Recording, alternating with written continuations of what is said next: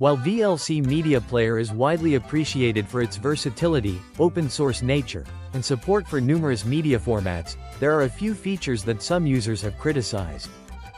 Here are a few of the commonly mentioned, worst, or less favorable aspects of VLC.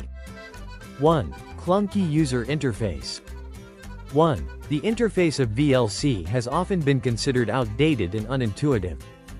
1. Despite functional design, the user experience could be improved with a more modern, streamlined look.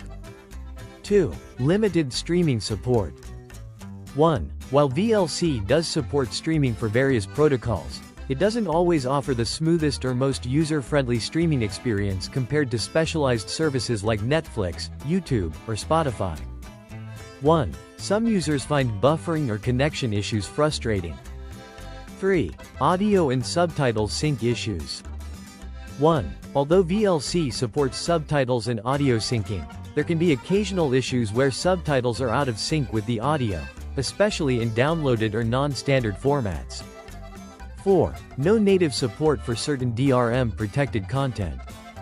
1. VLC cannot play DRM-protected content from services like Apple TV+, Netflix, or Amazon Prime without workarounds.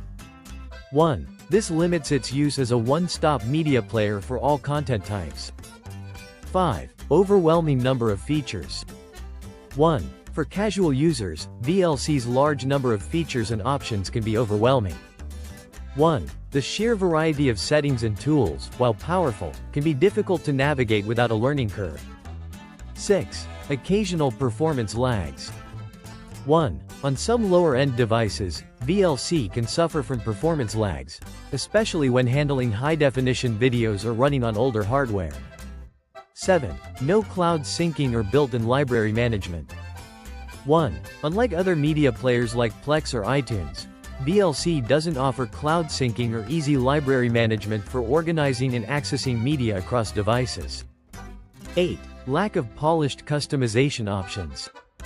1. While there are themes and skins available, the customization options in VLC are not as polished or user-friendly as those in other media players, like Windows Media Player or some modern alternatives. While these features are not necessarily deal-breakers for everyone, they can detract from the overall user experience for certain users, especially those looking for a more polished, streamlined, or specialized media player.